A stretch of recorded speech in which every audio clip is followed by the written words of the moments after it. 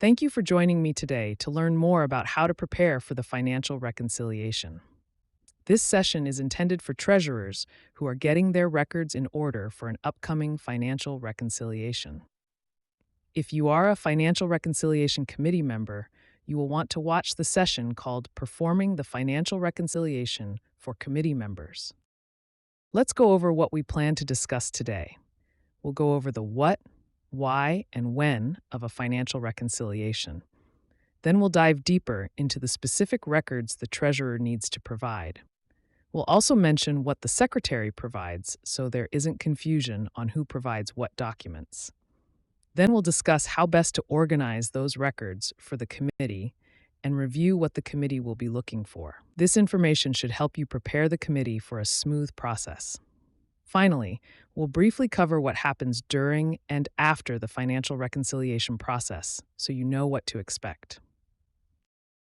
A financial reconciliation is a thorough review of the PTA records of the treasurer and secretary by a special committee of individuals appointed by the president. The committee is approved by the membership at the annual meeting for the annual review. The committee is approved by the executive board for all other reviews. So why do we do a financial reconciliation? Before the next signers begin their work, we want a neutral group of members to verify the accuracy of the financial records of the PTA, assure the membership that PTA policies and procedures were followed, make sure we qualify for and maintain embezzlement or bond insurance coverage by verifying that a non-signer reviews all PTA accounts and that a financial reconciliation was conducted at least annually. Additionally, we want to check that all legal reporting requirements are met. The goal is not to find something wrong, but to keep everyone accountable, not just the treasurer, but the entire executive board, as every executive board member has a fiduciary duty to the PTA. We want to make sure we're using effective strategies and responsible procedures, and we want the committee to recommend changes if improvements are needed. There are certain times a financial reconciliation is required according to your PTA bylaws. Those are 1.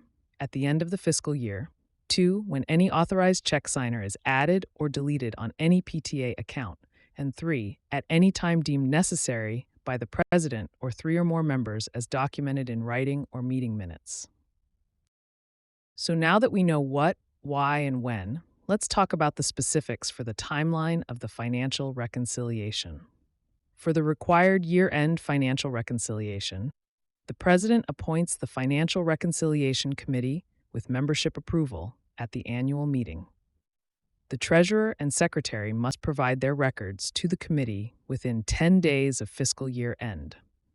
The committee must complete their work within 30 days of fiscal year end. For any other financial reconciliation, the President appoints, subject to the approval of the Executive Board, a Financial Reconciliation Committee within 10 days of the request for the reconciliation or change in signer. The reconciliation must occur within 20 days of the committee's formation. The Treasurer and Secretary for the period being reviewed are individually responsible for providing their records directly to the committee. The records can be in paper or electronic format, or a combination of paper and electronic. Now let's talk more about the specific records the Treasurer provides. Those include a current annual financial report. The annual financial report includes all budgeted line items, the most recently approved budget for each line item, and the actual money received or spent for each line item. The next item is the balance sheet. The balance sheet includes the assets and liabilities of the PTA. For most PTAs, the only asset they have is cash in the bank, and the only liabilities should be related to state and national dues or for sales tax owed. The adjusted cash balance from the annual financial report should equal the cash on the balance sheet. Please note that the example shown on this slide shows only the summary of the report, rather than the full report, just to illustration purposes of the two reports agreeing. The general ledger is the next item the Treasurer provides. This is a detail of all the transactions that occurred during the period being reviewed. This can be a report printed from an accounting system, or for PTAs with a small amount of transactions, could be an Excel spreadsheet, where every deposit, with the related income, and every disbursement with the related expense is listed. All expenses need a PTA funds request form and a receipt or invoice that matches the request form. Likewise, every time the PTA receives money, a PTA deposit form and a related bank receipt should be available. The total on the PTA deposit form should agree to the bank receipt. The treasurer also provides the committee with all checks for all PTA accounts. Most banks do not return checks that have cleared the bank, so for cleared checks, the bank statements should have images of the checks for the committee to review. The committee should be given all voided checks, as well as the checkbook, which includes all unused checks. Bank statements for all accounts should be provided to the committee, as well as the bank reconciliations done monthly by the treasurer. If the PTA sells items online or accepts cards at events, the treasurer should also provide the account reports for these sales. If this is an end-of-year review, the treasurer for PTAs that file a 990N should file the 990N and provide proof of acceptance to the committee. If a PTA files a 990EZ or full 990, the treasurer should provide a draft of the 990EZ or 990 to the committee. If the PTA has a sales tax permit, the sales tax permit should be provided to the committee, as well as the sales tax returns filed for the period being reviewed. Lastly, any letters or notices received from the IRS or Comptroller's Office, or any communication with the IRS or Comptroller's Office, should be provided to the committee to review. The Secretary provides all documents that are presented at meetings. This includes any reports prepared by the Treasurer and presented at the meeting, such as the financial reports, the annual financial report, budgets, etc. The Secretary also provides other financial-related documents, such as the last financial reconciliation report and the statement review by non-signer forms, since they are responsible for maintaining those forms. Other documents the Secretary provides include member and executive board rosters, bylaws, standing rules and policies adopted by the PTA, the signed confidentiality, ethics, and conflict of interest agreement, and any contracts that were in effect during the period of the review. Now that you know what records you need to have for the Financial Reconciliation Committee, let's talk about how to get those records organized. If your records are in paper format, you'll want to have a hanging file organizer or a binder or two, depending on the amount of transactions your PTA has. Organize the files with labels on the tabs for hanging files or with an index at the front for a binder. Ensure your bank statements, deposit forms, and funds request forms are organized by date to make them easier for the committee to find. If your records are stored electronically, organize them similarly with a folder for each type of record the Financial Reconciliation Committee needs. Remember to provide the committee view-only access so that a document doesn't accidentally get changed. If your PTA uses a financial tracking system, like MyPEZ, you can provide the committee with read-only access to the financial tracking system. Help the Financial Reconciliation Committee out by creating a page that highlights financial activity for the period being reviewed.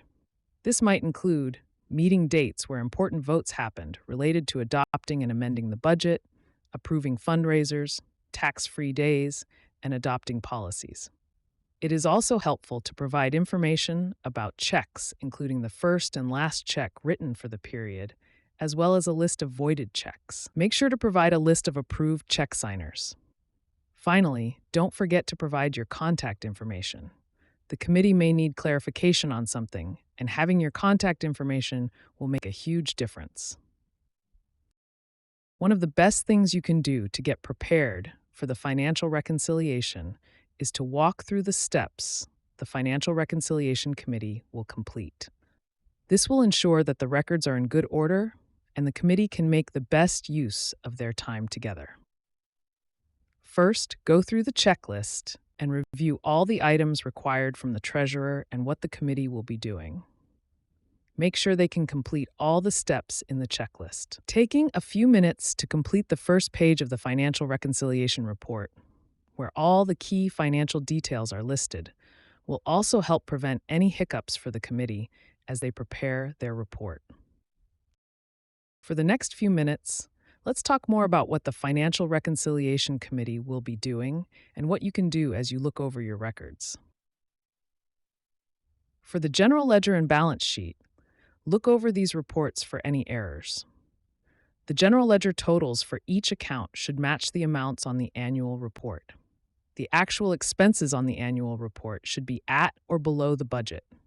The balance sheet will include the cash balance and any liabilities. The cash balance on the balance sheet is the bank balance, less any outstanding deposits, plus any outstanding checks. You can check to make sure these match. Remember, sales tax accounts and related information are only relevant for PTAs that have a sales tax permit. The sales tax liability should be the amount of sales tax collected that has not yet been remitted to the Comptroller's office with a sales tax return. The state and national dues liability should be zero for an annual review because the PTA should have remitted all amounts due to Texas PTA.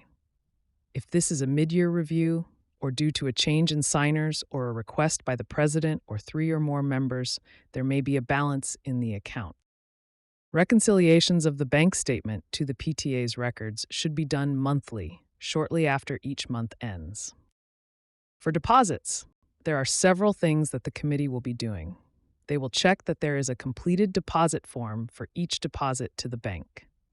This form should include at least 2 individuals who have counted and signed the form. Some PTAs require the treasurer to be a third counter and signer, or that specific people, like an executive board member, be a counter. Check your PTA's standing rules to know your PTA's specific requirements. A bank deposit slip should be attached to each PTA deposit form. For PTAs that have an online store or offer in-person sales, there should be statements for these accounts. The committee will want to confirm that all transfers were made timely to a PTA bank account and that no payments occurred from these accounts. If this is an end-of-year financial reconciliation, the balance on the most recent statement should be zero. Finally, the committee will ensure that all deposits were recorded to the correct income account. Let's talk about disbursements now.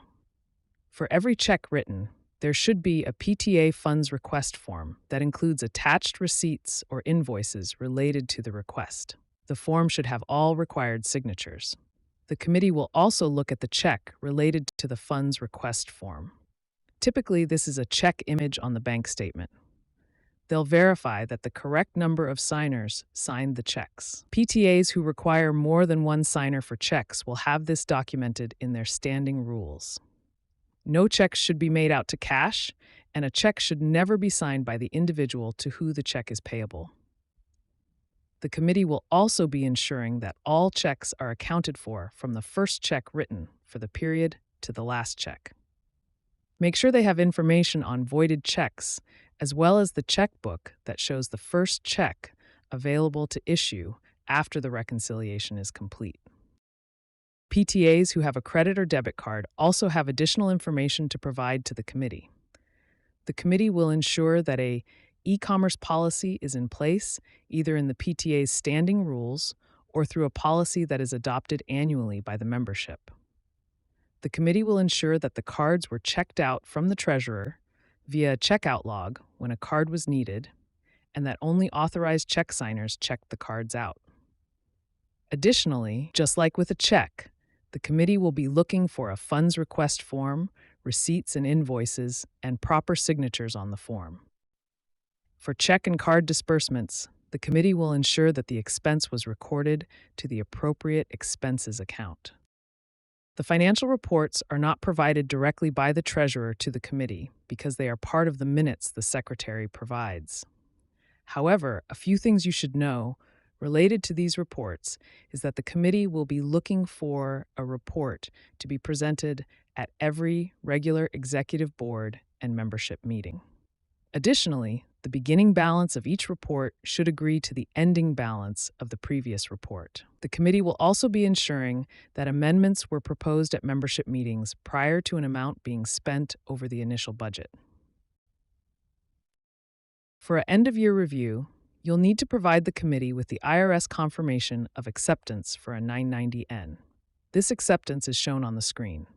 If your PTA files a 990EZ or a long form 990, you'll need to prepare and submit a draft. If your PTA has a sales tax permit, you'll need to provide a copy of the sales tax permit and copies of all returns that were filed during the period. During the reconciliation, all financial activity should stop, and checks should only be written in an emergency by the treasurer in office at the time the review is being performed.